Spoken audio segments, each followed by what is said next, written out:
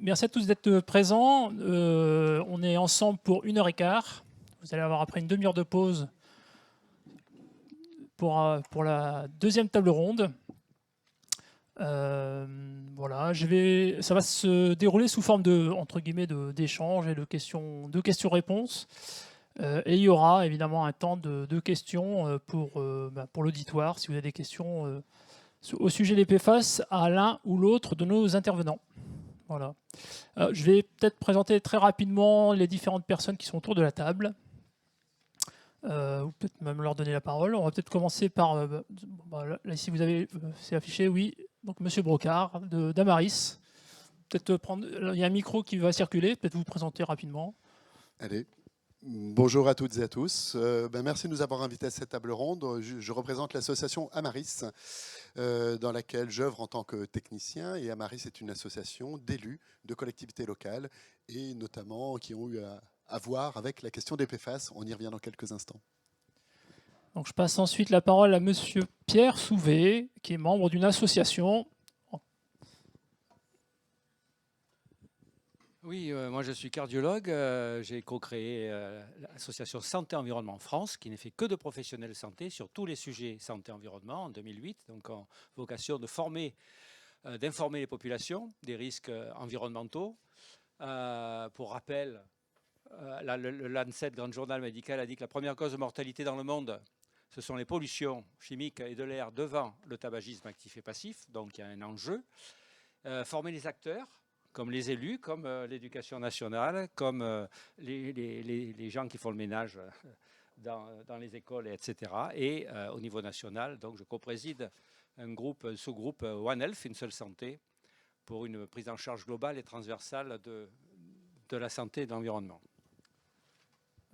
Donc là, je vais passer la parole à Monsieur Harfman, de Sarp Industrie, qui est une filiale de Veolia. Bonjour à tout le monde. Effectivement, Eric Harfman, j'appartiens au groupe Sarp Industrie, donc fait partie de la grande maison Veolia.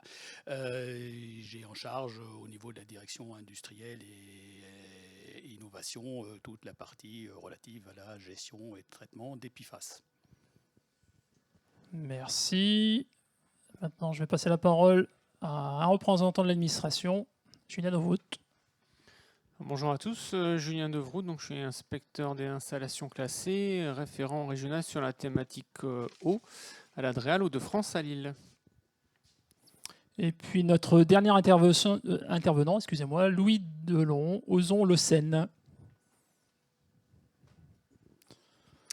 Bonjour à tous et puis merci pour cette invitation. Donc moi je suis Louis Delon, je représente un collectif citoyen qui s'appelle Ozon-Le qui est situé au sud de Lyon et qui a été très impliqué sur la question de la contamination du territoire lyonnais au PFAS et puis de l'impact potentiel que ça peut avoir sur les populations.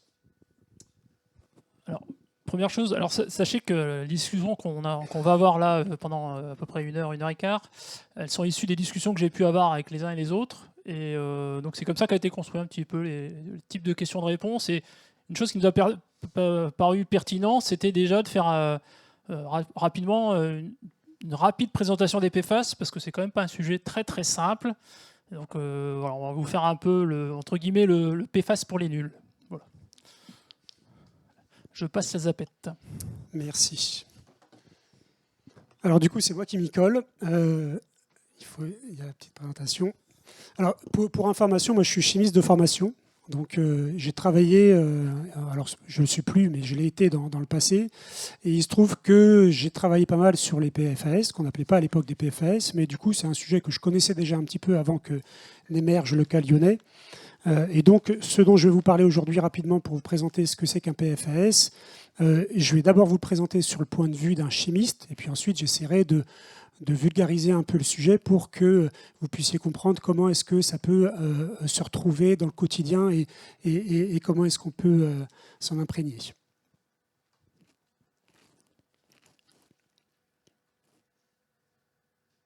Ça arrive, c'est le jeu du direct. Voilà, donc j'ai la petite zapette normalement. Hop. Voilà. Donc, il y Il y a un pointeur, c'est quand?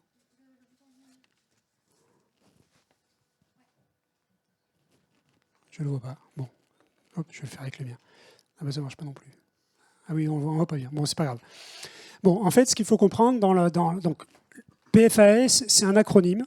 Donc c'est l'acronyme anglo-saxon de Poly and Perfluoroalkyl Substances. En français, on dirait substances poly et perfluorées. Alors, enfin plus perfluoroalkylées. Si vous n'êtes pas chimiste, ça ne va pas forcément vous parler. Mais ce qu'il faut comprendre, c'est que dans une molécule organique classique, que ce soit une molécule de synthèse ou une molécule naturelle, c'est la chimie du carbone et de l'hydrogène. Donc c'est des molécules sur lesquelles vous avez des groupements alkyles. Un groupement alkyle, c'est un carbone qui est relié à des hydrogènes. Donc soit un groupement CH3, soit un groupement CH2. Un PFAS, en fait, vous enlevez les hydrogènes, vous les remplacez par des fluors. Donc là, vous avez une molécule qui est soit poly ou soit perfluorée, c'est-à-dire que vous avez enlevé les hydrogènes, vous l'avez remplacé par des atomes de fluor. Donc vous avez une molécule CF3, enfin une molécule qui contient au moins un groupement CF3 ou au moins un groupement CF2. Mais il peut y en avoir plusieurs, c'est-à-dire qu'en fait, ce n'est pas limitatif. Vous pouvez très bien avoir une molécule avec 10, 20, 30, 50, 1000 groupements CF2 comme ça, et pour que ce soit considéré comme un PFAS. Alors ça, il faut comprendre que c'est une formule chimique qui est très générique, parce que ces motifs-là, dans la chimie organique classique, que ce soit la chimie pharmaceutique, la chimie des herbicides, la chimie des matériaux, c'est un motif qu'on retrouve dans énormément de molécules. Pourquoi ? Parce qu'en fait, quand vous remplacez un atome d'hydrogène par un atome de fluor, ou plusieurs atomes d'hydrogène par plusieurs atomes de fluor, vous allez modifier profondément les propriétés physico-chimiques de la molécule. Et donc, vous allez avoir des molécules qui ont des caractéristiques bien particulières et qui sont particulièrement intéressantes pour tout un tas de secteurs d'activité. Alors, en général, les PFAS, on les distingue en deux grandes sous-catégories. Vous avez la catégorie ce qu'on appelle des matériaux polymères. Donc là, c'est typiquement des matériaux, hein, le revêtement de vos poêles anti-adhésives. Et puis, vous avez ce qu'on appelle les non-polymères, donc les petites molécules. Et dans les petites molécules, vous avez tout un tas d'applications. Alors, vous avez par exemple certains médicaments qui sont des PFS. Le principe actif du Prozac est un PFS, parce que vous voyez ici, vous avez une petite entité, un carbone avec 3 fluors, donc qui suffit à ce que la définition chimique de ce que c'est qu'un PFS soit remplie. Et puis à côté de ça, vous avez tout un tas d'autres applications, je ne vais pas toutes les nommer, j'en ai donné quelques exemples, mais à peu près 15% des pesticides qui sont commercialisés sont des PFAS pour les mêmes raisons. Vous avez des gaz frigorifiques qui sont des PFAS, donc qui sont utilisés à des tonnages quand même extrêmement importants. Vous avez les mousses anti-incendie pour l'extinction des feux d'hydrocarbures, donc l'extinction des feux de liquide qui sont des PFAS. Mais vous voyez, ça fait une diversité de molécules qui est extrêmement importante. Et en fait, ce qu'il faut comprendre, c'est que le PFAS ne fait pas la toxicité, mais le PFAS fait la persistance. Donc, ce n'est pas parce qu'on a un PFAS qu'on a nécessairement une molécule qui est très toxique. C'est des molécules qui sont très utilisées. Par contre, ce qui caractérise l'ensemble des PFAS, c'est que soit les molécules de type PFAS, soit leurs produits de dégradation, parce que certains PFAS peuvent se dégrader, sont des produits qui sont extrêmement persistants et extrêmement rémanents dans l'environnement. Alors, pourquoi est-ce que ça fait des molécules persistantes ? Parce qu'en fait, le fait de modifier une structure chimique de type carbone-hydrogène par une molécule chimique de type carbone-fluor, ça va modifier fortement les propriétés de la molécule, ça je l'ai déjà dit. La liaison carbone-fluor, c'est la liaison chimique la plus forte, la liaison simple la plus forte qu'on connaisse en chimie organique. Et en fait, elle est extrêmement difficile à casser. Il faut apporter énormément d'énergie, donc il faut chauffer à très haute température, et ça, dans la nature, ce n'est pas quelque chose qu'on retrouve. Ces molécules-là résistent à peu près à tout, elles résistent à tout, et c'est pour ça qu'on les utilise beaucoup, notamment. Elles résistent à toutes les agressions chimiques, en quelque sorte, que ce soit des acides, des bases, des réducteurs, elles résistent aux UV, donc elles ont une très forte stabilité. Et en fait, cette très forte stabilité fait que dans l'environnement, une fois qu'elles sont relarguées, les produits ultimes, soit les produits initiaux, soit les produits ultimes, sont des produits qui sont très persistants. Donc en fait, un PFAS, on peut le voir quand il est sous sa forme terminale, c'est-à-dire sous sa forme perfluorée. comme une molécule qui a une espèce de grande carapace, enfin une grande armure, qui fait qu'elle est à peu près indestructible. Donc plus vous allez la rejeter dans l'environnement, plus elle va s'accumuler et diffuser au sein des différentes matrices. Mais ce qu'il faut comprendre, c'est qu'en général, quand on parle de PFAS et quand vous en entendez parler dans la presse, c'est une part des PFAS bien spécifiques qu'on appelle les acides perfluorés, qui peuvent être de différents types. Ça peut être des acides carboxyliques, sulfoniques, phosphoniques, je ne vais pas rentrer dans le détail, ou de leurs précurseurs. Et ça, c'est une part des PFAS, donc c'est évidemment pas tous les PFAS, c'est une part des PFAS, et ces molécules que j'ai représentées un peu comme ça, historiquement, on utilisait ce qu'on appelle des chaînes longues. Alors vous voyez, chaque petit point bleu correspond à un atome de carbone relié à des atomes de fluor. Et puis ici, vous avez la fonction terminale qui est la fonction acide.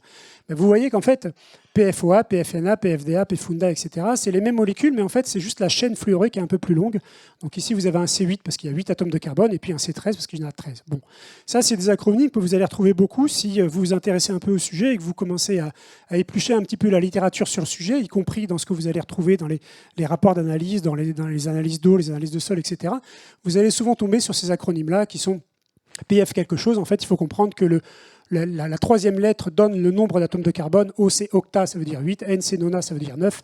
Donc vous avez comme ça une indication sur la structure un petit peu de la molécule.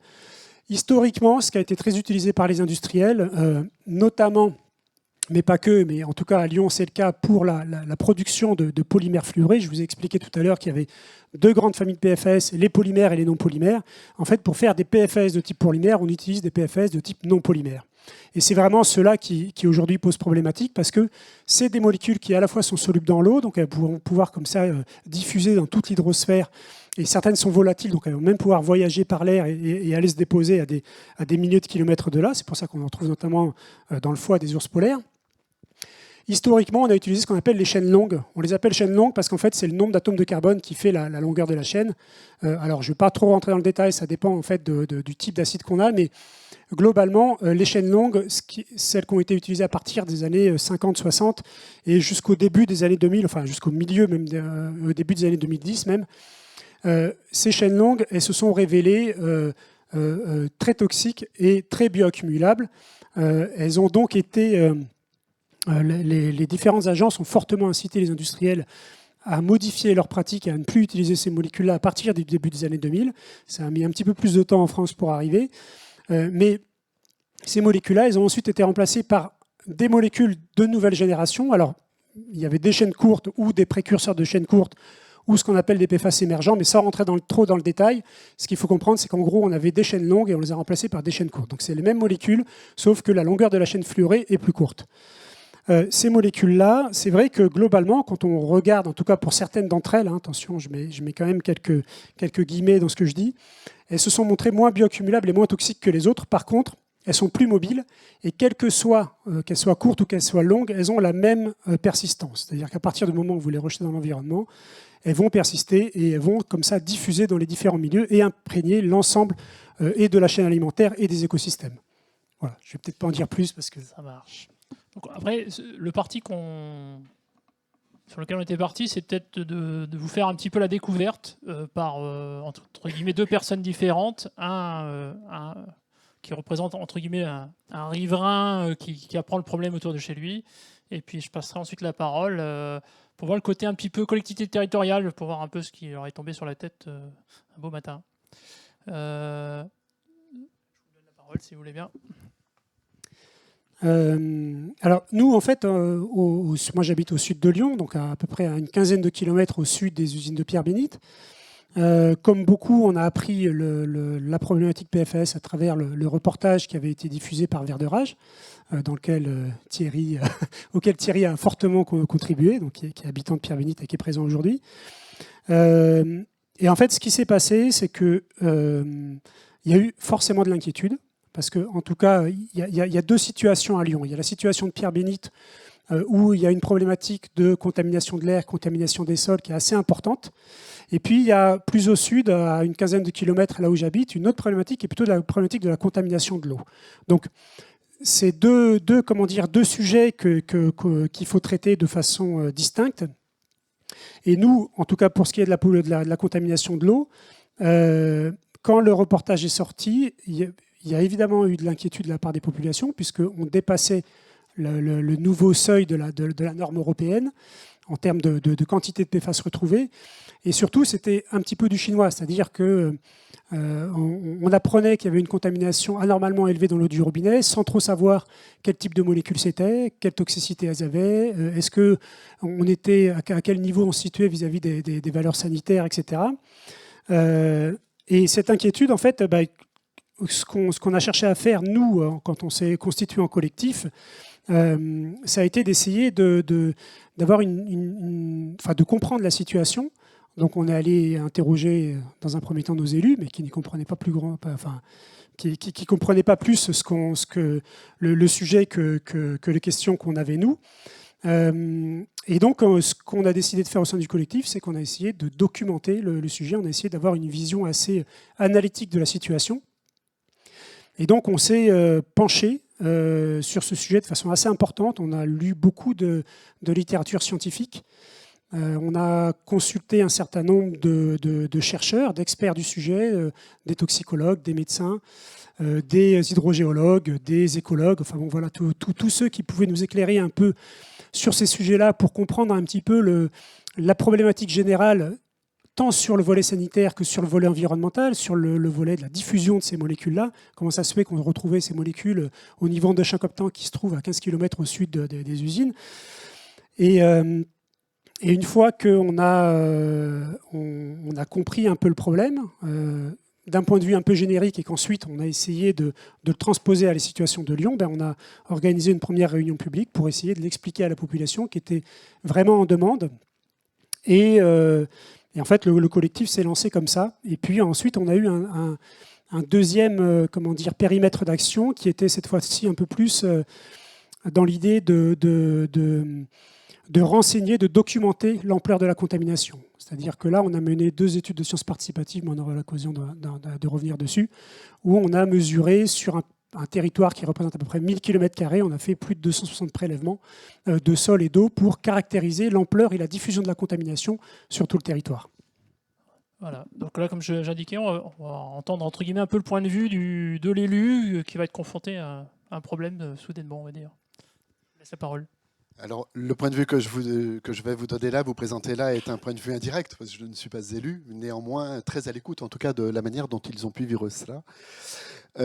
Imaginez, juin 2022, 20h30, le reportage de Vert de Rage qui, en juin 2022, annonce que l'ensemble des nappes et de la plupart des eaux distribuées au robinet en France sont contaminées, avec un zoom particulier sur la vallée de la Chimie. Donc sud de Lyon, une vingtaine de communes concernées, tout partiellement distribué par l'eau du Grand Lyon qui est en régie, et puis une autre partie par un syndicat d'eau potable du sud de Lyonnais. Donc la première réaction, en tout cas des élus, qui en tout cas viennent vers Amaris pour en tout cas en discuter et poser leurs questions, c'est une grande sidération. C'est l'incompréhension, une sidération. C'est un peu le coup de bambou. Vous apprenez par la presse qu'effectivement, l'eau que vous distribuez depuis certainement plusieurs années, voire peut-être plusieurs décennies, est peut-être porteuse d'une pollution. Deuxième moment, passé la sidération pour l'élu, c'est l'incompréhension. Impossible d'avoir des outils réglementaires ou scientifiques pour évaluer, comprendre et faire un petit peu un état des lieux. C'est l'absence d'information totale sur cette question-là.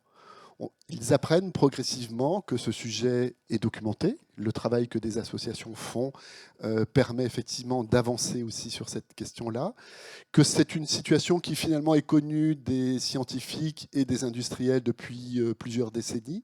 Voilà. Or, jamais cette question-là n'a fait l'objet d'une question de santé publique. Et c'est bien là le troisième moment aussi qui intervient. Les élus sont confrontés aux habitants, aux riverains, Tu as évoqué, Louis, les collectifs citoyens qui se forment. Alors, je crois qu'on a entendu ce matin des réunions publiques où il n'y avait pas grand monde. Là, je peux vous dire que les réunions publiques sur le territoire de la vallée de la Chimie ont réuni plusieurs centaines de personnes à chaque fois, qui sont venues effectivement interpeller aussi les élus pour leur demander des comptes ou d'avoir une explication, en tout cas, sur cette situation. Donc, on a eu affaire sur ces territoires-là à des tensions extrêmes où les élus ont été mis en probation, en tout cas, ou en questionnement par les citoyens. Et puis, troisième moment, ou quatrième moment, des élus extrêmement seuls lorsqu'ils se tournent vers les ARS ou vers les services de l'État pour avoir des informations, même si les choses ont bougé et évolué par la suite. On y reviendra sans doute, mais dans un premier moment, les élus sont seuls et n'ont pas de réponse. L'exemple que je voulais porter, et puis peut-être avancer en tout cas dans le débat, c'est cet exemple qui a été relaté par la maire d'une toute petite commune des Ardennes, Malandry, et Madame Dufis. Lorsque les analyses deviennent obligatoires, ou en tout cas on commence à faire des analyses sur l'eau potable à l'initiative des ARS, l'obligation sera effective à partir du 1er janvier 2026. Néanmoins, des campagnes de mesures ont permis de faire le point. Madame Dufis apprend en 2024, le vendredi soir, que son eau n'est plus l'eau qu'elle distribue, puisqu'elle est également en régie d'eau potable. Elle distribue cette eau dans 3-4 communes voisines. Elle apprend le vendredi soir que cette eau n'est pas conforme au regard de la teneur en PFAS et l'interdiction à partir du lundi matin de la distribuer. Et le robinet est coupé à la demande du préfet qui prend un arrêté d'interdiction de distribution de l'eau potable. Alors c'est une toute petite commune, 80 habitants, 80 habitants, 30 foyers, et puis 3 communes qui sont à peu près de la même taille, ou 3 ou 4 communes à laquelle elle distribue ça. Donc pour vous montrer peut-être 2 situations complètement différentes, celle d'une grosse agglomération qui effectivement apprend ça dans la presse et doit rendre des comptes à 1 400 000 habitants, et puis une toute petite commune qui se trouve néanmoins tout autant désemparée avec l'interdiction de distribuer de l'eau potable et d'organiser néanmoins, puisque c'est une obligation de service public, d'organiser la distribution de l'eau potable. Donc elle fait prendre un arrêté municipal en urgence pour acheter des conteneurs d'eau en bouteille et pouvoir organiser la distribution sur sa commune. Donc voilà, ce premier moment en tout cas de découverte de cette crise, qu'on a appelée la crise des PFAS, en tout cas sur le territoire, pose en tout cas un certain nombre de questions et a mis en grande difficulté les élus de nos collectivités. Voilà, donc on peut poser le contexte de ce qui s'est passé et de comment les gens ont pu être au courant de cette problématique des PFAS. Alors on a discuté avec vous et puis également avec notre ami cardiologue, qu'en fait on avait aussi des PFAS d'autres matières que des produits forcément industriels. Je vais peut-être vous donner la parole si vous voulez bien. Et qu'on n'a pas forcément en tête et qu'on ne va pas forcément aborder en détail ici parce que c'est pas forcément plus des... Oui. Oui, hier je suis allé à côté du Mercure, il y a un restaurant américain, le set de table. J'ai demandé de l'huile d'olive parce que j'arrive du sud. J'ai mis l'huile sur le set. Le set, il n'est pas du tout... l'huile n'est pas rentrée. Hein. Le set de table est traité au PFAS. Quel intérêt? Moi, j'ai vu un mec qui sortait d'une piscine avec un maillot de bain qui est sec. Il sortait du bain. Pour vous dire qu'il y a des usages qui ne sont vraiment pas essentiels à mon goût. Et là, je viens de regarder sur PubMed. Je vous invite à aller plus souvent sur PubMed, qui est la bibliothèque mondiale de toutes les publications scientifiques. Donc, j'ai remis PFAS and Health.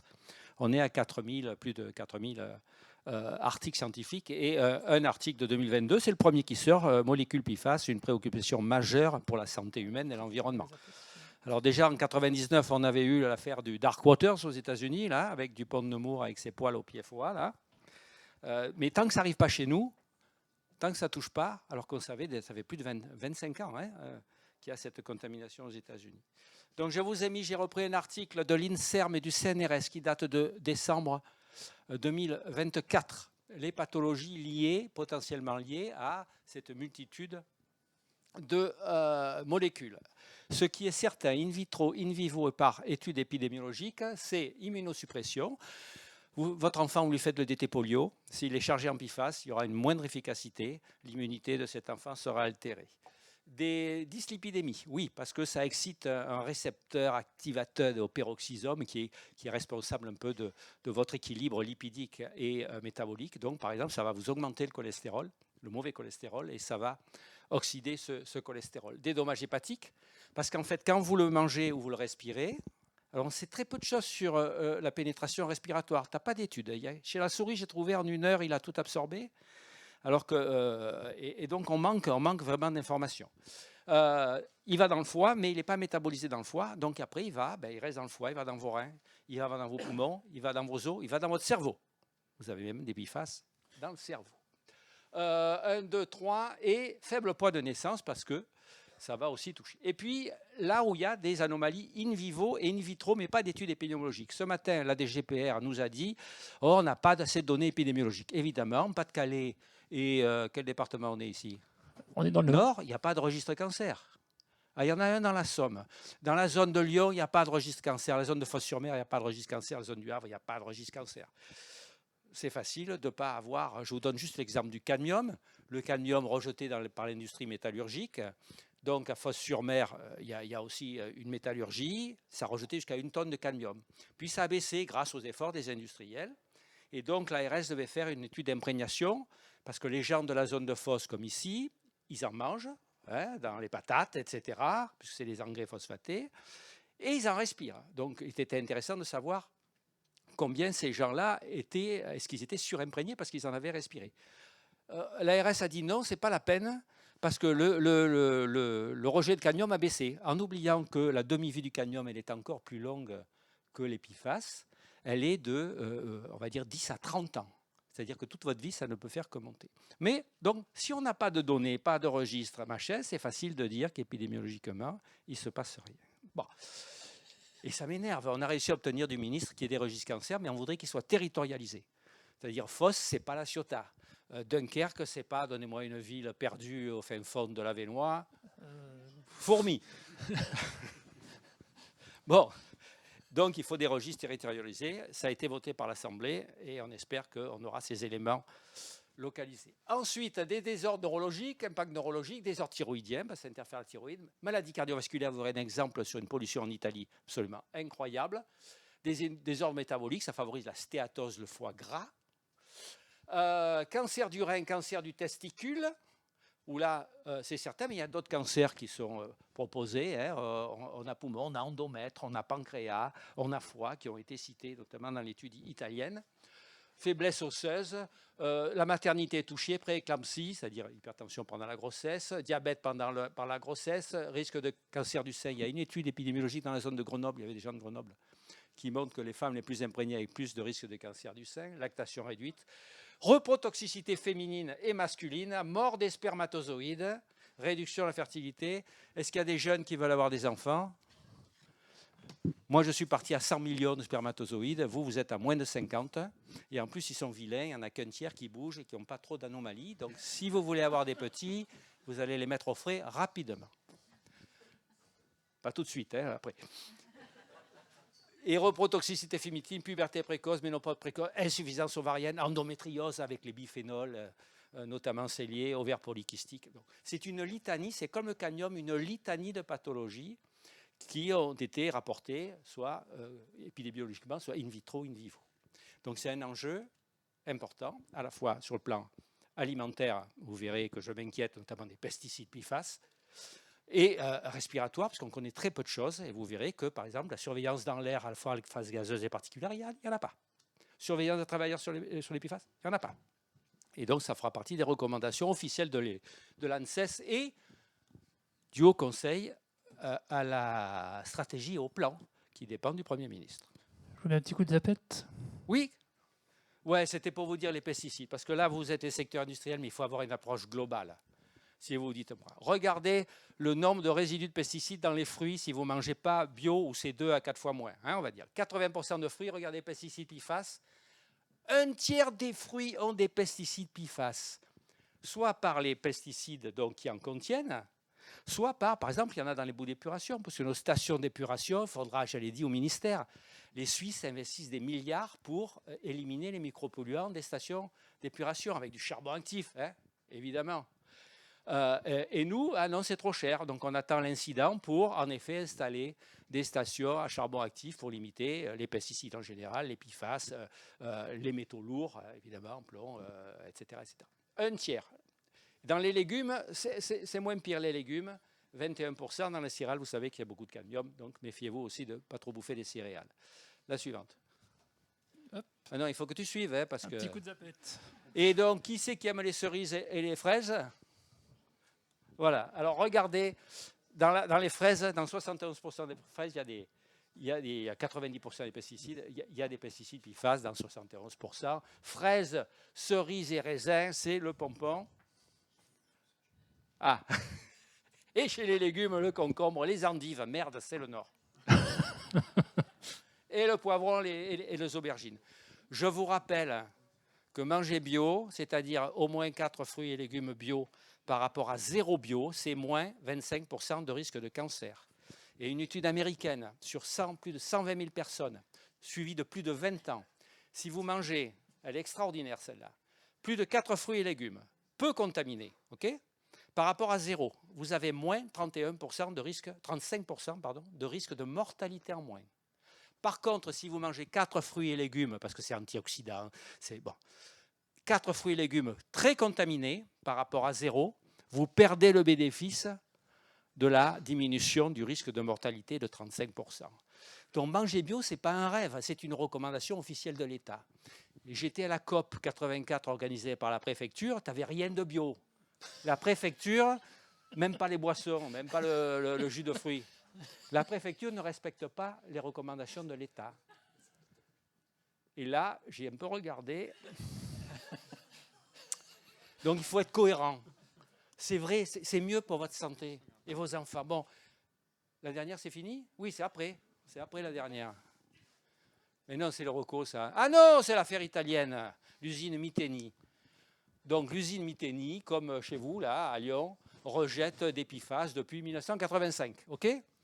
Et on s'en aperçoit dans les années 2000 que, en effet, voilà. Et on regarde la mortalité entre 1985 et 2018. En gros, il était attendu normalement 11 décès tous les 3 jours. Il y a eu 12 décès tous les 3 jours chez cette population de plusieurs dizaines de milliers de personnes qui a été contaminée. Le taux de mortalité chez les femmes cumulé était de plus 50%, chez les hommes, plus 35%. Surtout s'ils étaient exposés entre 5 et 9 ans.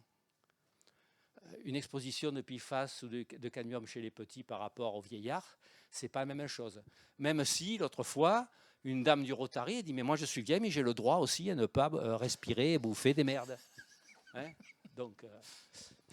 Donc, un, exposé jeune, et deux, les femmes qui avaient entre 20 et 35 ans, exposées à cet âge-là, étaient moins contaminées que les femmes de plus de 35 ans. Comment ça se fait? Parce que quand elle a des enfants, les PFAS qu'elle a bouffés, par le placenta et le lait maternel, le filent aux petits. Et donc, elles étaient moins contaminées, le risque de mortalité était moindre chez les femmes qui avaient eu des enfants. Donc, il y a un enjeu pour nos petits, pour nous, et vous avez intérêt à vous bouger les fesses. Bon, excusez-moi, je suis Marseillais, si tout le monde n'a pas compris. Bon, encore? C'est les recommandations officielles après. Recommandations c'est à officielles. la fin, ça. C'est fini donc. Mais après, c'est les recommandations. Faut faire tout de Et suite. sur la première étude suivie, vous vous rendez compte, ils ont suivi tous les morts entre 85 et 2018. Hein. En France, tu ne peux pas avoir... on ne va pas attendre 30 ans pour se bouger les fesses. Hein. Sachant que c'est une étude sur une grande population, donc statistiquement représentative. Ah bah oui. 150 000 habitants, 30 municipalités, à partir de 2013, alors que la contamination a commencé en 1985. Ça marche. Merci, docteur Souvé, pour ce côté positif de la vie.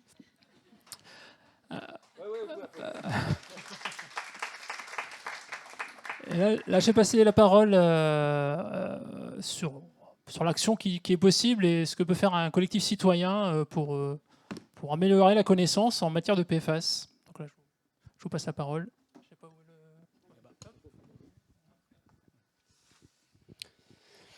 Alors, qu'est-ce qu'on peut faire en tant que citoyen? Déjà, on peut essayer de secouer un peu les élus. Alors, ils n'en ont pas tous besoin, il y en a quand même, il faut leur connaître, qui se sont directement impliqués sur le sujet dès le début de l'affaire, mais il y en a beaucoup qui sont restés un petit peu mous. Donc la première chose, c'est ça, et la façon dont on s'y est pris, nous, enfin, qui était finalement pas l'objectif premier. L'objectif premier, c'était vraiment d'essayer d'aider la population à y voir un peu plus clair, de donner un peu une grille de lecture de la situation. Mais l'élan qui a été provoqué par la mobilisation citoyenne a quand même eu un impact important sur la mobilisation des élus. Alors là, je peux expliquer à différents sujets. Nous, une des choses qu'on avait demandé à nos élus, à minima, c'est qu'il y ait des filtres qui soient installés dans tous les établissements qui accueillent les jeunes enfants. Donc les crèches, les écoles. On sait que ça, c'est des publics qui sont vulnérables. On était d'ailleurs surpris que l'ARS ne mette pas au moins une recommandation quand le scandale a éclaté pour les femmes enceintes pour dire peut-être qu'il faut limiter un petit peu l'eau du robinet ou alors mettre des filtres à charbon pour essayer d'enlever au maximum ces contaminants. Et ça, on doit dire que on a eu du mal quand même pour l'installation de filtres à charbon, on a eu du mal à ce que ce soit vraiment mis en place par les communes, mais elles ont fini par le faire sous une pression citoyenne assez forte. Et la deuxième chose qu'on a fait, comme au début de l'histoire, les différentes agences de l'État se préoccupaient à juste titre quand même, parce que c'était quand même un secteur très exposé, qui était le secteur autour des usines, donc à essayer de refaire en quelque sorte les analyses qui avaient été révélées par le reportage de Verge de Rage pour les confirmer. En fait, on s'intéressait beaucoup au périmètre direct des usines, mais peu à des territoires un peu plus éloignés, mais qui indirectement pouvaient être impactés, parce que nous, en fait, ce qui se passe au niveau du territoire où on se trouve à une quinzaine de kilomètres au sud de Lyon, c'est qu'on prend l'eau potable dans la nappe du Rhône, qui se situe à une quinzaine de kilomètres en dessous de la nappe du Rhône, de cette même nappe du Rhône sur laquelle il y a les usines, et donc dont on savait qu'elle était très contaminée au niveau des usines. Donc il y a une diffusion comme ça de la contamination depuis le Pierre-Bénite jusqu'au sud de Lyon. Et évidemment, ça a amené aussi plein de questions. C'est-à-dire qu'on prend notre eau potable de cette nappe, mais on prend aussi une partie de l'eau d'irrigation. Donc, ce qui posait aussi la question de savoir dans quelle mesure, par un jeu de vases communicants, cette eau d'irrigation a pu, comme ça, contaminer les sols, qui a pu éventuellement contaminer les légumes, éventuellement contaminer, etc. Et donc, il y avait tout un tas de questions qu'on se posait, nous, pour lesquelles on n'avait pas de réponse. Et les autorités n'avaient pas l'air vraiment intéressées pour se mobiliser sur ce sujet-là. Comme nous, dans le cadre de cette enquête un peu analytique, d'un point de vue scientifique qu'on a faite, pour essayer de comprendre la situation, on avait interrogé un certain nombre d'experts. On avait notamment interrogé un chercheur au Canada qui travaille en chimie environnementale sur l'imprégnation des milieux au PFAS. Et en fait, quand on a échangé avec lui, on a décidé, en fait, avec le collectif et avec lui, de lancer une première étude pour justement étudier l'imprégnation des eaux territoriales au PFAS, ce que n'avaient pas fait les autorités, en dehors de certains piézomètres situés plutôt dans l'environnement des usines. Et donc, on est allé faire des prélèvements. On a fait un exercice de sciences participatives où on a formé des citoyens à faire des prélèvements.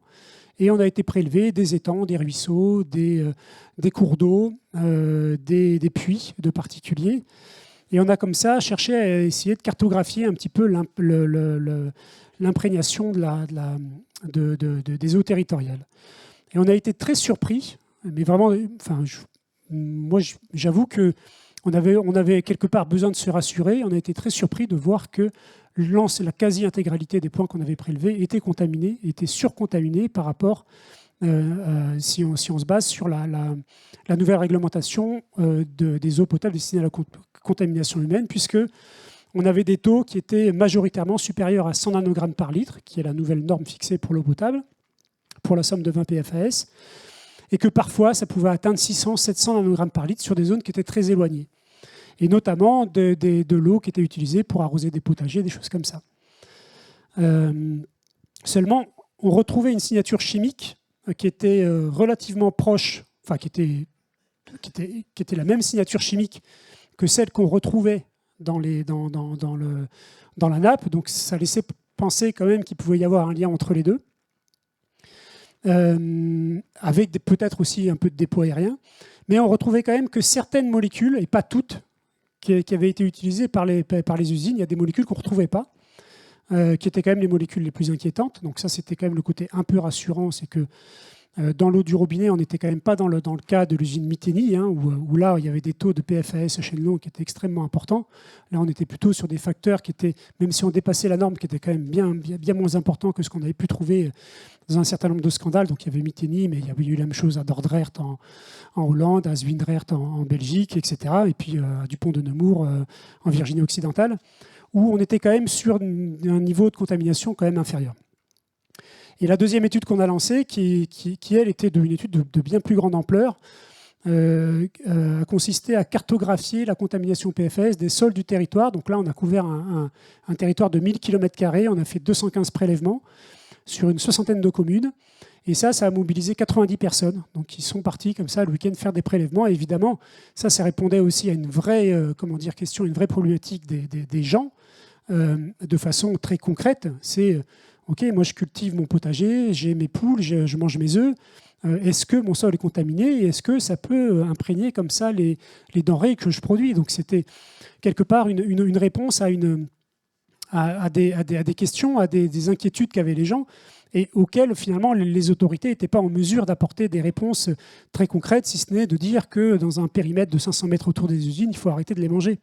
Mais nous, on allait jusqu'à 30 km. Donc on a vu comme ça un peu la diffusion de la contamination et dans quelle mesure, quels secteurs étaient les plus impactés. Et puis je vais peut-être m'arrêter là parce que sinon ça va durer longtemps. Mais voilà, donc en termes d'action citoyenne, il y a eu quand même une action forte à la fois sur les élus locaux et nationaux, puisqu'on est aussi monté à l'Assemblée nationale pour expliquer la situation. Et puis des études de terrain pour aider les citoyens à y voir un peu plus clair sur cette contamination et sur les risques potentiels associés. Voilà. Donc, après cette pratique innovante de votre association, je passe la parole. On va reprendre un petit peu le point de vue de l'élu qui a une problématique à traiter de pollution des eaux au PFAS. Et je vous laisse la parole, M. Brocard. Alors si la question c'est de savoir si la question est d'abord technique, scientifique ou financière, ben pour l'élu, elle n'est pas du tout de cet ordre-là. Je crois qu'en écoutant effectivement M. Sauvé ou M. Delon, pour l'élu, la question elle est d'abord une question de santé publique. Je crois que l'ensemble effectivement des éléments scientifiques et de recherche scientifique pose effectivement très clairement ce sujet-là. Et en écoutant Louis, et ce que tu as fait aussi avec l'ensemble des collectifs, ce que vous avez en tout cas déclenché sur un territoire, pose la question pour l'élu d'une question démocratique. En fait, comment agir et comment pouvoir agir lorsqu'on n'a pas d'informations, pas de données. Et c'est bien de cela qu'il s'est agi, au moins dans les premiers moments de cette crise des PFAS, et qui se prolonge d'ailleurs encore actuellement. On ne sait pas grand-chose sur ces dynamiques à la fois de contamination, de diffusion, d'imprégnation. Et ça a été notamment une des questions premières posées par les habitants de la vallée de la Chimie auprès des élus, et d'où leur choix effectivement de mener une grande étude d'imprégnation maillée à l'échelle nationale avec les études de bioimprégnation ou les grandes études Alban, etc., pour pouvoir avoir effectivement une référence fiable et avoir au moins les prémices ou les premiers éléments de connaissance de l'imprégnation d'une population significative contaminée par les PFAS. Donc ça a été une première démarche, en tout cas, de venir, démarche portée par des élus d'un territoire qui en a eu les moyens financiers. Ça a été financé. Alors après, l'ARS est venue compléter le financement, mais en tout cas, ça a été d'abord une initiative territoriale, locale des collectivités, de la métropole de Lyon en l'occurrence, pour pouvoir apporter de la connaissance là où il n'y en avait pas. Donc ça pose quand même cette question démocratique, si on va un petit peu plus loin, si on décortique un petit peu cela, pas de connaissance, pas de réglementation. On est dans un champ, en tout cas, même si des réglementations dans d'autres pays, notamment aux États-Unis, ont pu, sur certaines de ces substances PFAS, apparaître il y a plus de 20 ans, je crois. En France, ou en tout cas en Europe, seuls 4 PFAS sont réglementés, alors qu'on parle d'une famille de substances qui en compte comporte plus de 10 000 ou peut-être 14 000, 15 000. Bon, je ne suis pas spécialiste, mais c'est à peu près les chiffres qu'on voit dans la littérature.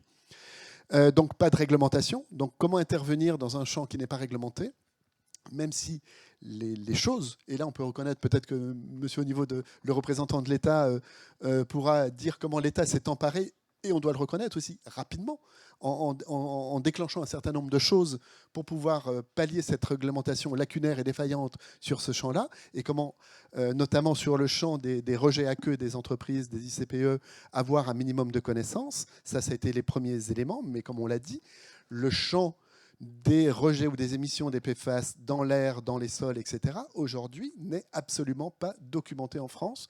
Et le travail de cartographie que vous avez fait sur les sols, aujourd'hui, n'existe pas sur aucun autre territoire, sur le territoire métropolitain ou ultramarin. Et puis, donc, pas de connaissances, pas de réglementation et surtout pas de moyens, donc on y vient. Le principe de précaution, ça, du coup, il a été bien mis de côté sur cette question-là.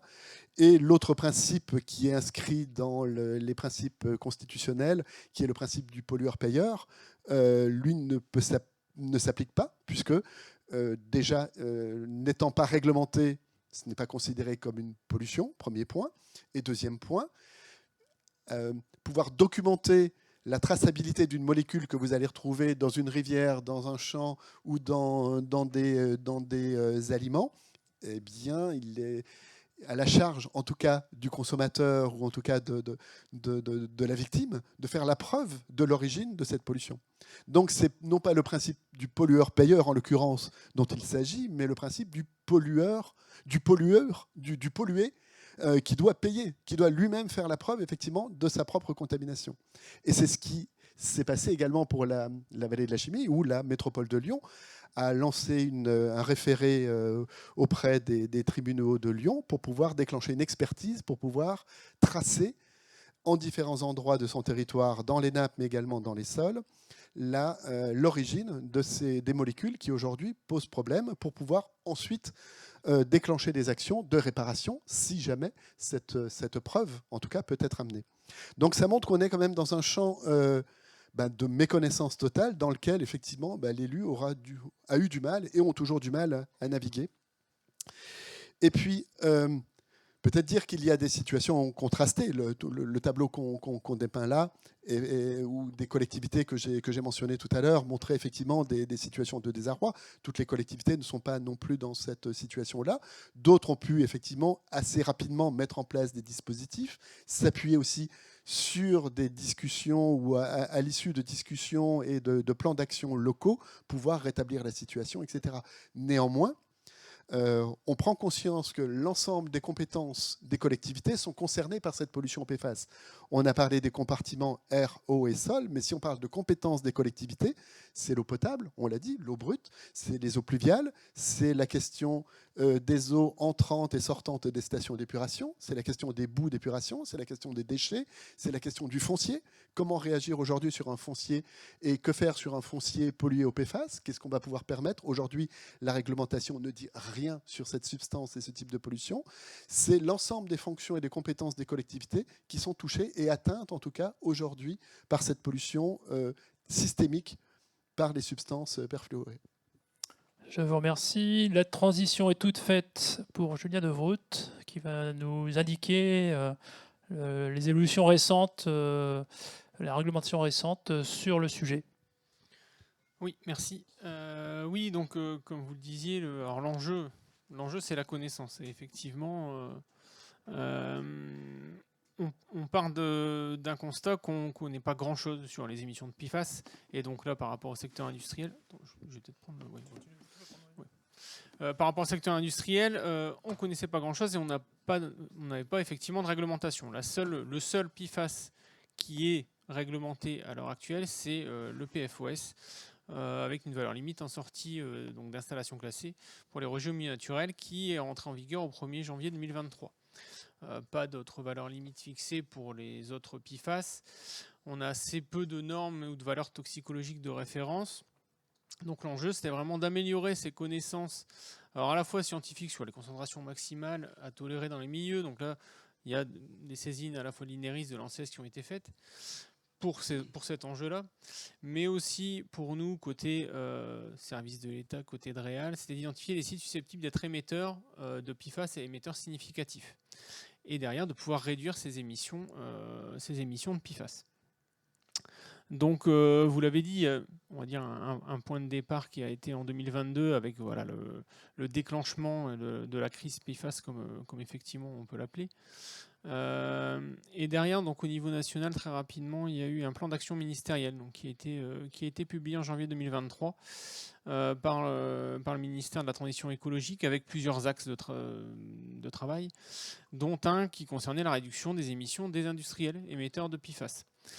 Dans la continuité, un arrêté ministériel a été pris à destination donc, des installations classées soumises à autorisation qui avaient des rejets à queue pour cette amélioration de la connaissance de la présence des PFAS dans les rejets. Donc 31 rubriques ICPE ont été visées. Alors assez diverses, hein, c'est des rubriques qui ont été identifiées comme potentiellement génératrices de PFAS, que ce soit au niveau du traitement de déchets, de la transformation plastique, le secteur de la chimie, des traitements de surface, voilà, et j'en passe. L'objectif, il était d'une part de demander aux industriels de faire un inventaire des PFAS qu'on pourrait potentiellement retrouver sur le site ou dans les émissions aqueuses, pour que les exploitants se documentent sur le sujet, pour aussi avoir une prise de conscience de la part des industriels sur ce sujet, et de demander des campagnes d'analyse au niveau des rejets à queue. Et donc pour ça, les PFAS qui ont été visés sont les PFAS issus de la directive haute consommation humaine, donc les 20 PFAS avec analyse obligatoire, et un indice, l'indice AOF, donc indice fluoré, pour voir un petit peu le taux de substances fluorées dans les effluents, parce qu'on sait qu'avec 20 PFAS, voilà, par rapport aux milliers évoqués, effectivement, on parle de plus de 10 000 PFAS existants, avoir une idée des substances fluorées présentes dans les rejets, mais qui dit substances fluorées ne dit pas forcément PFAS, mais néanmoins ça permet voilà, déjà d'éveiller, je dirais, les consciences, et notamment les consciences aussi des industriels. Suite à ça, toujours donc au niveau national, les réflexions se sont poursuivies avec une volonté d'élargir le champ d'action, et donc de transformer ce plan d'action ministériel qui a été publié en janvier 2023 en un plan d'action interministériel, donc où là on travaillait ensemble, ministère de la Transition écologique et ministère de la Santé notamment, parce que voilà, les enjeux sont vraiment transversaux. Et donc ce plan a été publié donc en avril 2024 et donc contient donc 5 axes et derrière qui a été décliné en 26 actions et 55 sous-actions.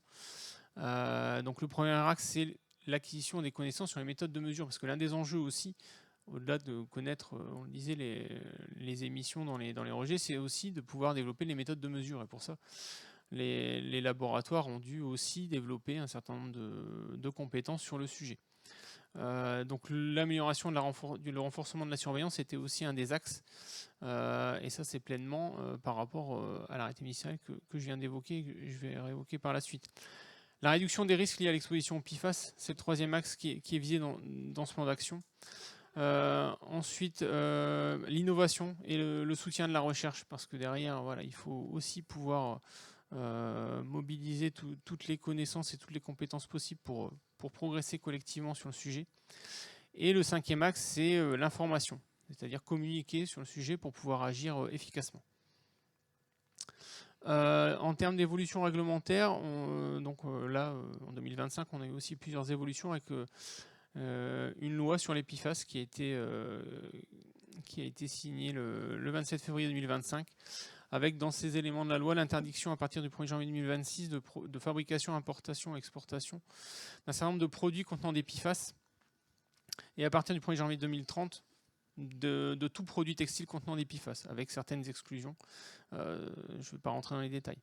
La loi prévoit aussi la définition d'une trajectoire française de réduction des rejets à queue de PFAS sous 5 ans, et une redevance pour les installations classées qui rejettent des PFAS. La déclinaison de cette loi s'est traduite par notamment un décret qu'on appelle décret trajectoire du 8 septembre 2025, donc qui vise cette réduction progressive des rejets à queue de PFAS des installations industrielles avec, on va dire, un point d'étape, une diminution visée de 70% d'ici février 2028 et tendre vers la fin des rejets de PFAS dans les émissions industrielles d'ici le 27 février 2030.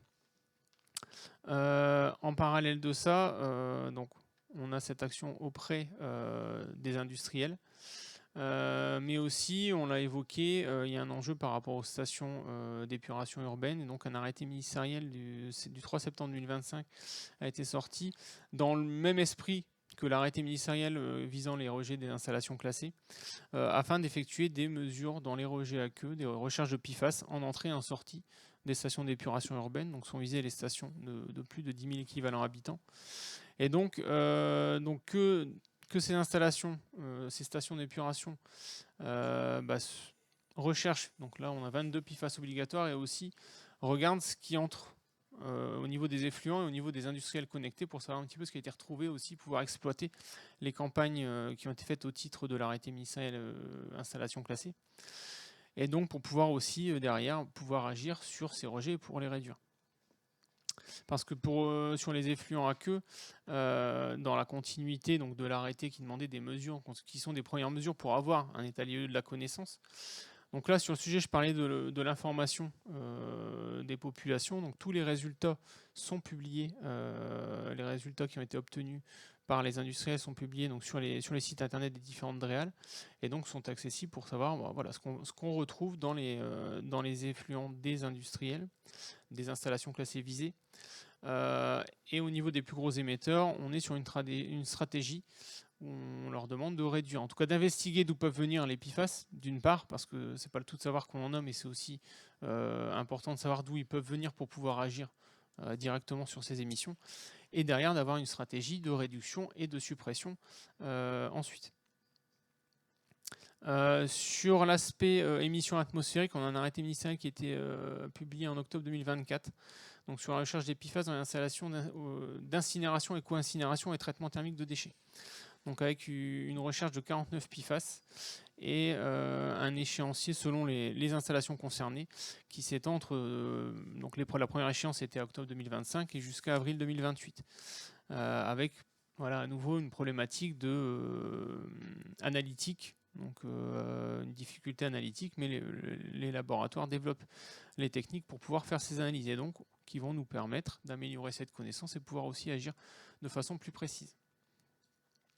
Enfin, pour terminer, un point sur la partie européenne, les règlements européens, et notamment un enjeu au niveau de la substitution des émulseurs contenant des PFAS à plusieurs échéances.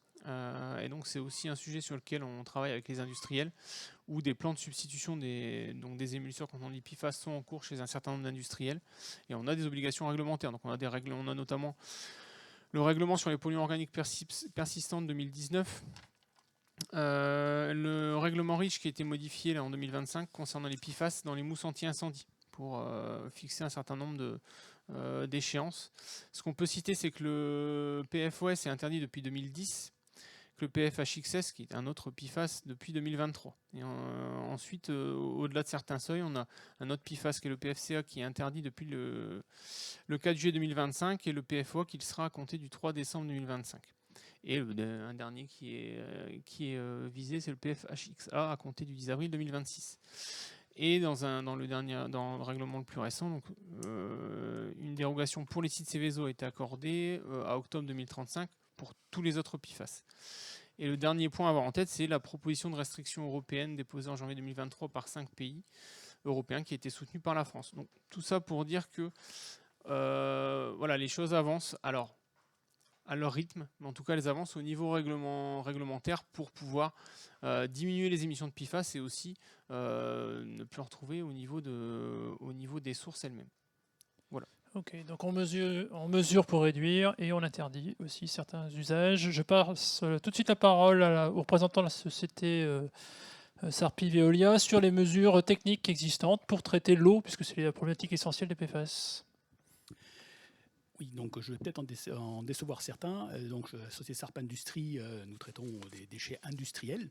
Et on a beaucoup parlé là de pollution diffuse, de pollution de PFAS dans l'eau potable, etc. Donc, c'est malheureusement pas du tout mon domaine d'activité ni d'expertise, puisque nous prenons en charge, par exemple, les déchets, les émulseurs dont on a parlé monsieur de l'Adréal tout à l'heure, enfin à l'instant. Effectivement, donc, on citait tout à l'heure des seuils d'environ 100 nanogrammes de PFAS dans l'eau potable. Nous travaillons avec des concentrations qui sont 10 000, 100 000, voire 1 million de fois plus concentrées que ça. Et notre métier consiste à détruire les PFAS de façon à ce que ils disparaissent, je dirais, du bilan des produits toxiques. Donc, on dispose de plusieurs technologies là-dessus. Typiquement, quelqu'un qui vient avec un émulseur, 20 tonnes d'émulseurs qui contiennent grosso modo 3% de PFAS, pour les plus concentrés. Nous avons développé des techniques un petit peu spécifiques d'incinération pour détruire ces molécules-là, qui sont extrêmement difficiles à traiter, comme l'a expliqué le premier intervenant, et qui demandent un certain nombre de conditions opératoires dans nos fours un peu particulières pour être sûr qu'en sortie, et comme le précisait aussi le représentant de l'Adréal, effectivement, il y a eu des campagnes de mesures faites là-dessus pour bien vérifier qu'il y avait absence de PFAS en sortie de nos installations. Ensuite, nous disposons aussi de solutions de traitement sur nos différents sites, puisque un certain nombre de nos sites traitent aussi des eaux polluées, c'est-à-dire qu'en fait, toujours du déchet industriel qui vient de différents représentants de l'industrie, mais aussi des collectivités publiques, qui sont des produits qui sont, on va dire, à 99% de l'eau et quelques nanogrammes de PFAS dedans, que nous traitons aussi. Et là, effectivement, on retombe sur des technologies un peu différentes qui s'apparentent effectivement au traitement de l'eau un peu classique. Donc, on parlait à un moment donné de charbon actif en Suisse. Typiquement, c'est des technologies que nous employons pour effectivement capter les PFAS. Alors, je fais un petit distinguo. On capte les PFAS, on ne les détruit pas. C'est-à-dire qu'après, il faut reprendre tous ces charbons actifs pour les retraiter après pour éliminer les PFAS. Et la difficulté de cette technologie-là, c'est que les charbons actifs ne sont pas très sélectifs. C'est-à-dire qu'ils captent aussi d'autres molécules qui ne sont pas nécessairement des PFAS, qui ne sont pas nécessairement toxiques, sauf que leur pouvoir de captation est limité. C'est-à-dire que du coup, vous vous retrouvez à capter un peu de PFAS et beaucoup d'autres choses. Et en plus, la captation des PFAS, il y a une certaine forme d'affinité. C'est-à-dire que certains PFAS, notamment les longs, donc les chaînes longues, on parle typiquement de ce qu'on appelle les chaînes longues dans le jargon du métier, c'est tout ce qui est justement C8 et au-delà, donc les PFOA, etc. Le O signifie octyle, donc qui a 8 carbones, et les longues chaînes. Pour les chaînes plus courtes, l'activité ou l'efficacité de ces solutions-là est souvent bien moindre, ce qui oblige donc du fait à changer les charbons actifs très régulièrement.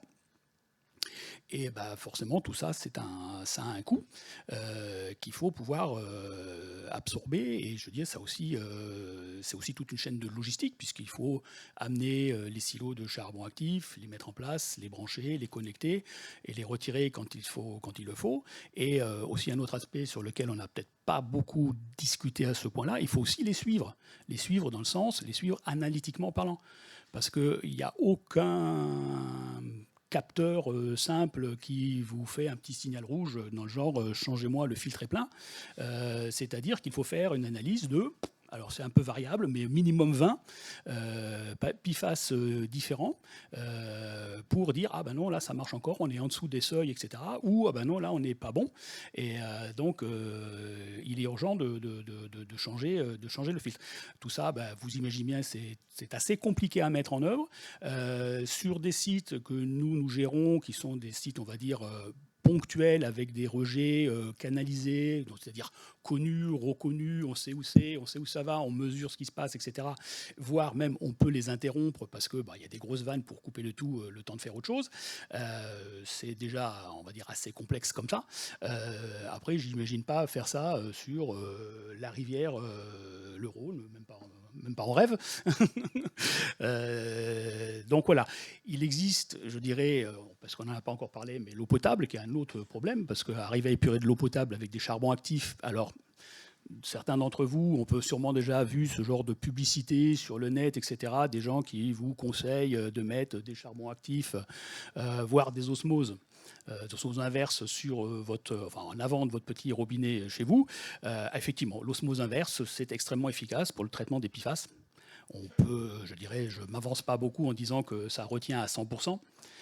Mais toujours pareil, dans certaines conditions. C'est-à-dire que il faut les suivre. Une osmose inverse, les membranes finissent par s'user. Il ne faut pas oublier que l'eau qui sort d'une osmose inverse, en fait, elle n'est pas potable. Non pas parce qu'il y a des polluants dedans, mais parce que justement, elle est trop propre.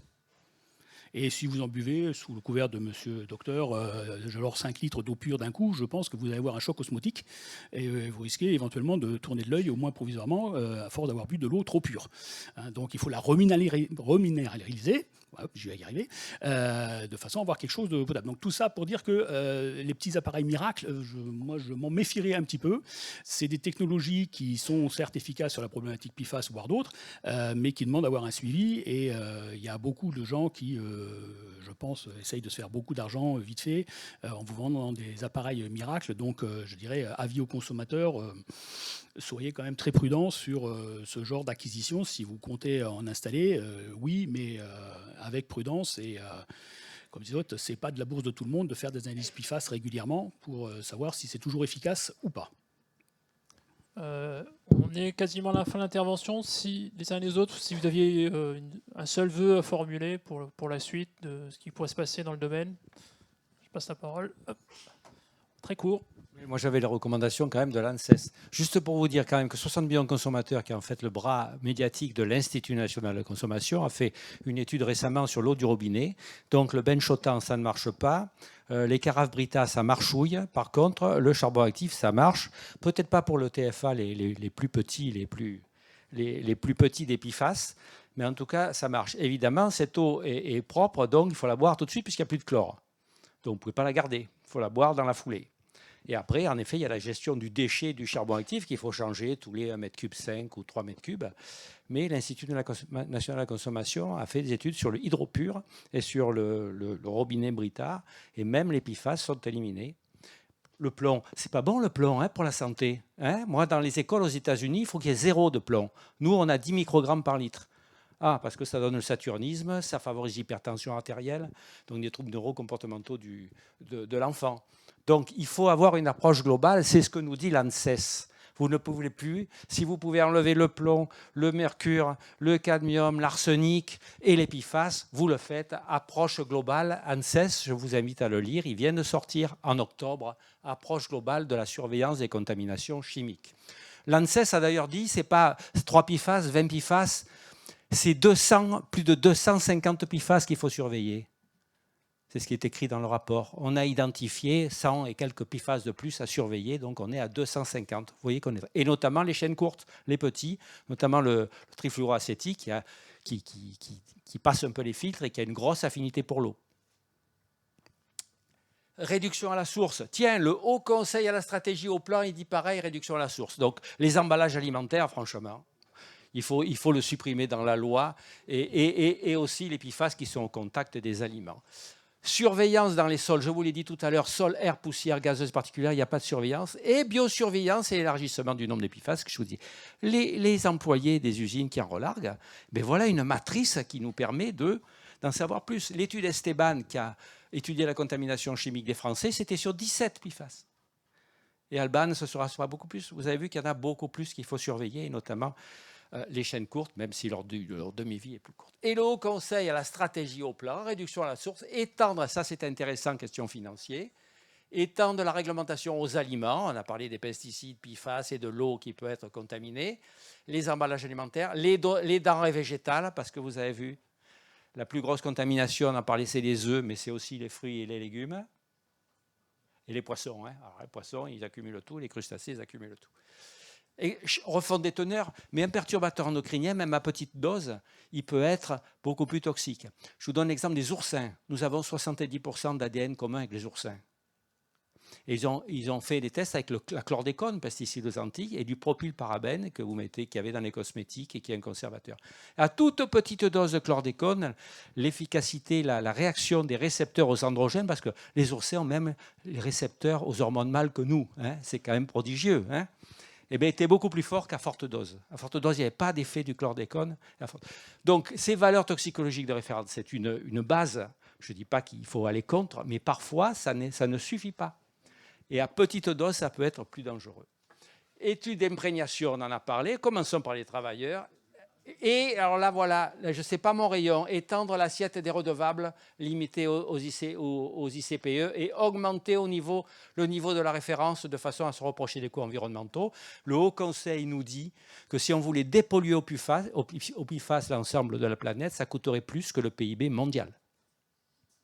Et il rajoute aussi que 25% des adolescents français ont des valeurs qui sont susceptibles de provoquer des problèmes sur la santé.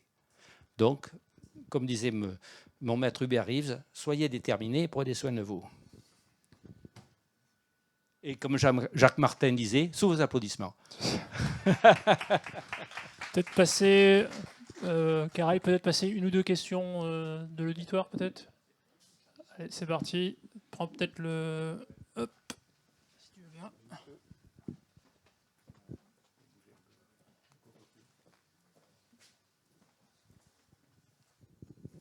Merci pour ce tableau très réjouissant de la dynamique PFAS. Effectivement, on est tous rassurés. Finalement, un jour, on mourra peut-être plus rapidement qu'il ne faut.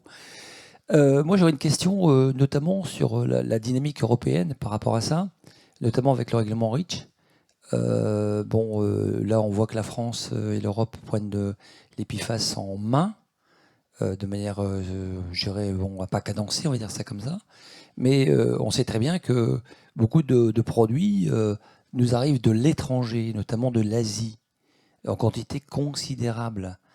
Et moi, dans ma vie de fonctionnaire, j'ai appliqué le règlement REACH avec un certain nombre notamment d'exigences réglementaires, annexe 14, annexe 17, restrictions, etc. Comment comment l'Europe travaille-t-elle sur, on va dire, les produits importés? Question.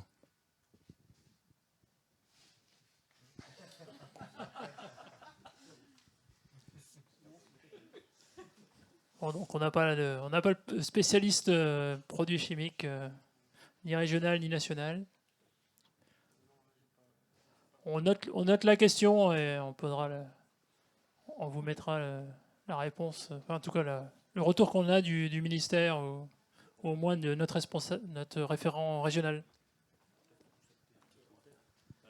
Juste un petit commentaire par rapport à ce que vient de dire monsieur. Je pense qu'à travers les différentes interventions, vous avez pu comprendre effectivement que la problématique PFAS, elle n'est pas franco-française, elle n'est même pas européenne, et elle est effectivement mondiale. Et pas que par rapport aussi à la production des PFAS, mais aussi par rapport à la diffusion, puisqu'on a vu que c'est des molécules qui sont persistantes. Donc, on va dire presque indestructibles, en tout cas à l'échelle humaine, qui sont pour les plus petites d'entre elles très mobiles. Les études italiennes montrent aussi effectivement qu'à partir d'un site de production, on va dire très régionalisé, très localisé, et sur Lyon c'est un peu la même chose avec Pierre Bénite, en fait ces molécules-là diffusent à travers les nappes phréatiques, se promènent dans les rivières, etc., des rivières dans les mers, des mers, etc., etc. Bon, ça fait le tour des océans, et donc la molécule PFAS, qu'elle soit née en Virginie ou à Dongfeng du côté de la Chine, elle finit par nous arriver quelque part par mille et un détours, par nos poissons, dans notre assiette, tôt ou tard. Donc effectivement, la problématique, elle est vraiment mondiale à ce niveau-là. Effectivement, on voit la question de qu'est-ce qu'on fait des importations qui contiennent ou ne contiennent pas de PFAS. Je pense que nous, on n'a pas la réponse. Je ne sais pas s'il y a quelqu'un qui aurait la réponse, mais de toute façon, c'est une problématique globale. À ce niveau-là, on se rejoint totalement. Si je comprends bien, on va avoir autant un problème de stock qu'un problème de flux, avec l'historique de plusieurs dizaines d'années. Donc, Christian Muis, le S3PICOF Association, on avait demandé justement une présentation à la commission eau des FAS. On vient de la voir ici et vraiment c'est très instructif. Donc, on a vraiment fait un tour d'horizon complet. Moi, quand je regarde le territoire, ce qui m'inquiète, c'est comment arriver à faire un point zéro. On a d'un côté les collectivités avec l'eau, De l'autre côté, la réglementation industrielle qui vient. Mais tout le territoire est maillé par l'eau qui arrive sur le Dunkerquois, aussi bien pour l'eau industrielle. L'eau industrielle, elle est pompée dans les canaux. Les canaux, c'est le canal du Nord, l'A canalisé et le rejet en mer. Et tous les industriels, l'eau industrielle, elle est prélevée de là. Quand ils ont des tours aéroréfrigérantes, ils prennent l'eau, ils l'épurent, mais les fables sont toujours dedans. Ils les envoient à l'atmosphère.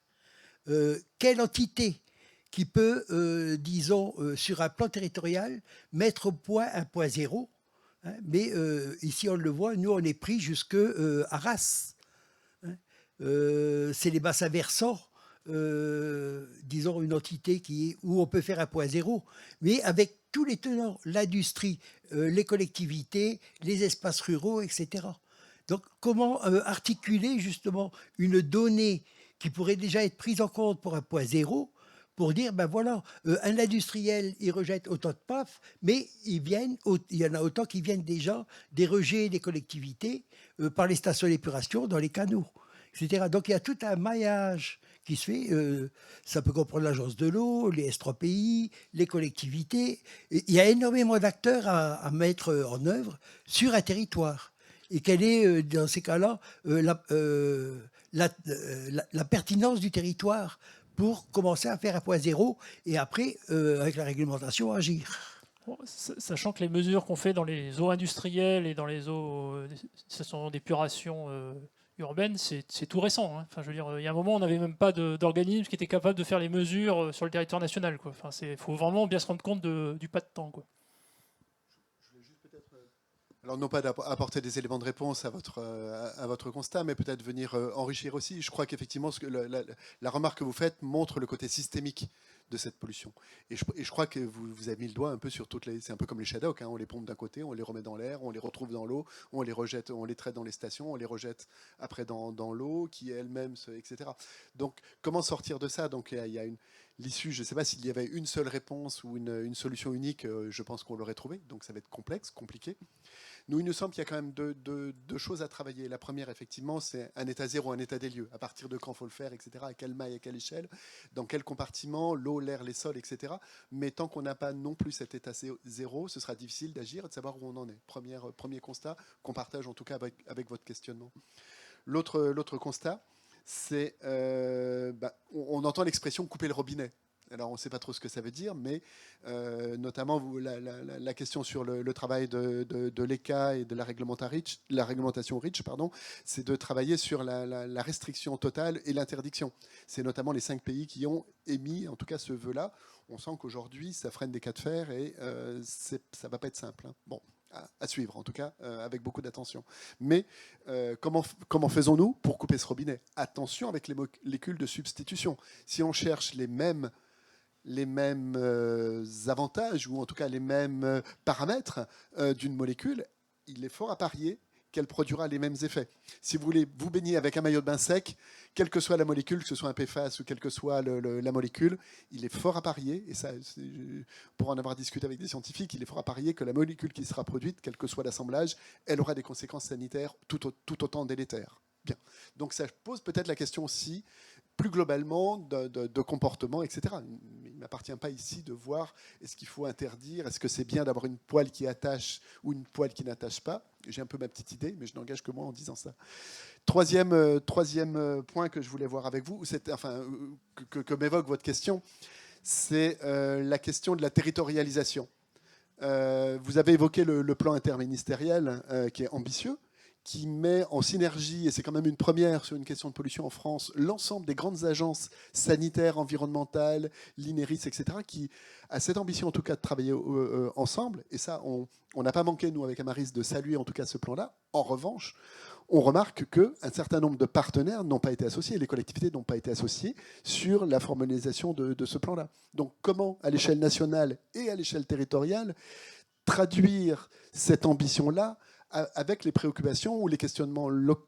On l'a vu que ce qui se passe à Malandry, dans une petite commune, sur l'eau potable, n'est pas tout à fait la même chose que ce qui se passe à une échelle beaucoup plus large et qui engage la question des sols et des nappes, etc., à une échelle beaucoup plus grande, comme sur le territoire de la métropole de Lyon. Donc il faut pouvoir aussi trouver des instances locales pour travailler cette question-là, et on ne peut pas simplement se satisfaire, en tout cas c'est notre point de vue, on ne peut pas se satisfaire d'un seul plan interministériel qui permet aux grandes agences, certes, d'avancer en connaissances et en recommandations sur ces questions-là, mais qui ne dit rien des situations locales et ne donne pas la capacité d'agir à l'échelle locale. Et c'est peut-être ça, puisqu'on est dans le forum des SPI, il y a peut-être un sujet sur lequel, effectivement, il faut pouvoir se saisir à l'échelle locale pour que l'ensemble des parties prenantes, organisations non gouvernementales, associations, riverains, habitants, élus, scientifiques, représentants des services de l'État, représentants des industriels, puissent trouver les solutions locales à ces questions-là.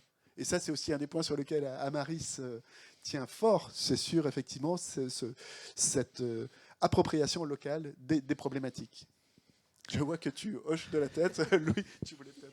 Oui, en fait, ça fait un peu le lien avec ce qui s'est produit à Lyon, mais ce qui s'est déjà produit sur d'autres territoires, notamment à Fos-sur-Mer, qui est la création d'un Institut citoyen des pollutions, qui a pour objectif quand même aussi d'être un peu cette pierre angulaire sur des problématiques très territorialisées, mais qui après aussi, avec l'acquisition de connaissances, va pouvoir s'exporter sur d'autres territoires qui peuvent avoir les mêmes problématiques.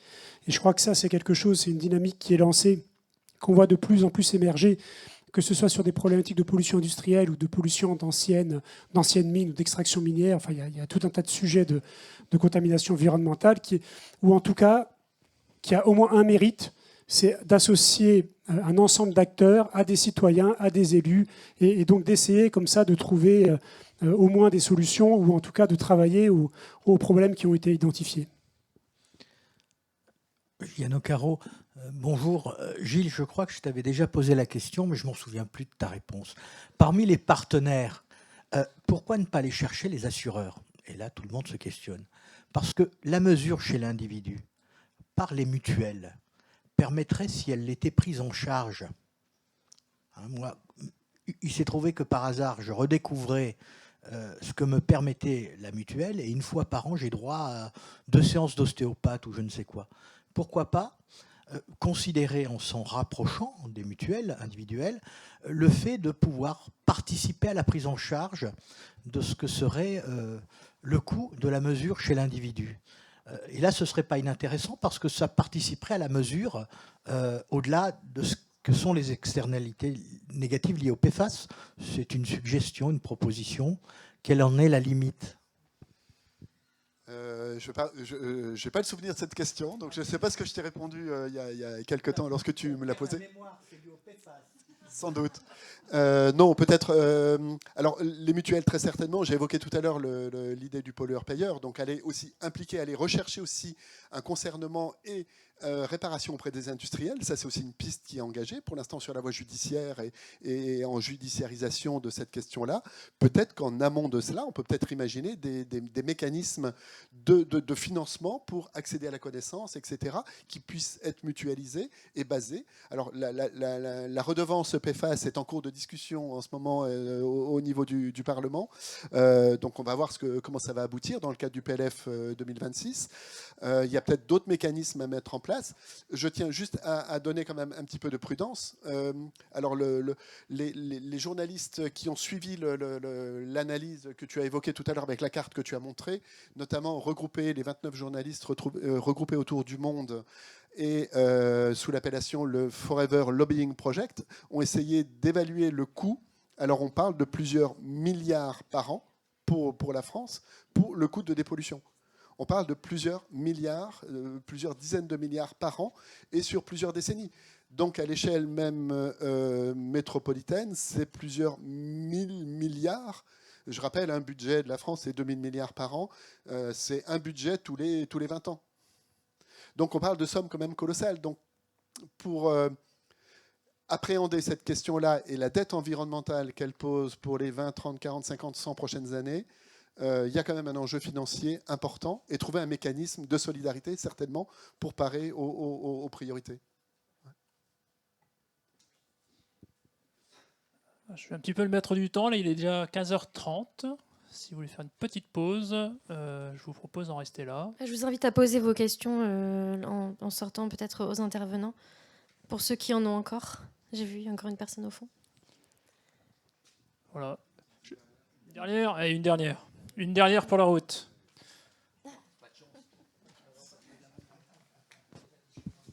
Merci. Pierre-Antoine Fourier de Colas Environnement. J'ai deux questions. Deux questions pour on une. avait dit Mais une. très rapide, très rapide. Mais c'est plus des réflexions peut-être justement pour l'après. On voit qu'on a, depuis 2022, on avance très vite sur le sujet PFAS, mais on a quand même perdu 20 ans au démarrage. Comment on explique ce délai pour prendre en main le sujet de ces sujets PFAS qui étaient déjà connus des scientifiques et est-ce qu'on n'est pas en train de faire la même chose avec les microplastiques, qui sont un vrai problème, je pense et qu'est-ce qu'on met en œuvre aujourd'hui pour garder ce sujet des microplastiques? Et puis deuxième point, c'est le point de vue, on parle beaucoup d'économie circulaire. Et en fait, là, on voit un peu les limites de l'économie circulaire dans le sens où aujourd'hui, on a des polluants qu'on ne connaît pas aujourd'hui, mais qu'on découvrira demain. Et on est peut-être en train de les diffuser. On prend l'exemple des bouts des steppes, des stations d'épuration, qu'on épand sur les terres agricoles. Et on se rend compte qu'aujourd'hui, c'est peut-être pas la meilleure idée. Et est-ce qu'on n'est pas en train de faire ça avec d'autres produits du quotidien qu'on essaie de revaloriser? Et en fait, on est en train de diffuser des polluants qu'on découvrira dans 20 ans.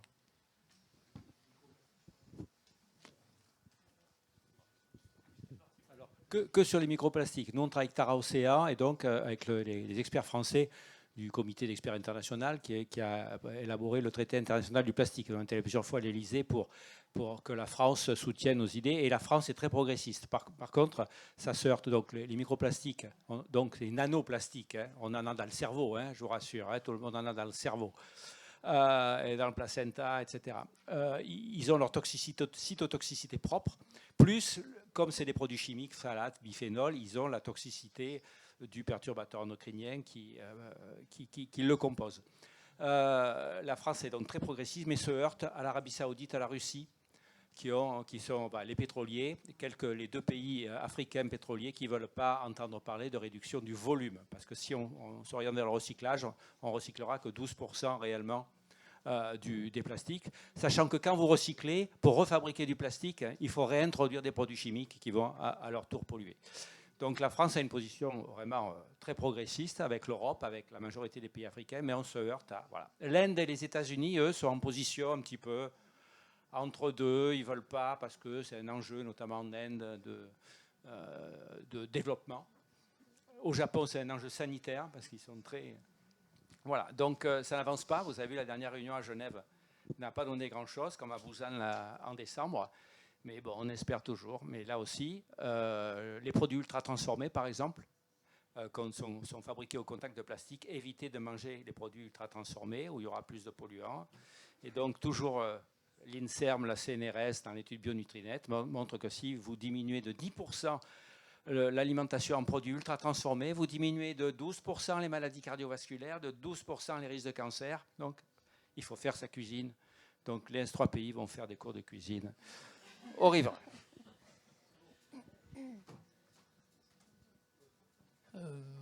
Voilà, je vous propose que ce soit le mot de la fin et qu'on se retrouve autour d'une tasse de café. Merci à tous.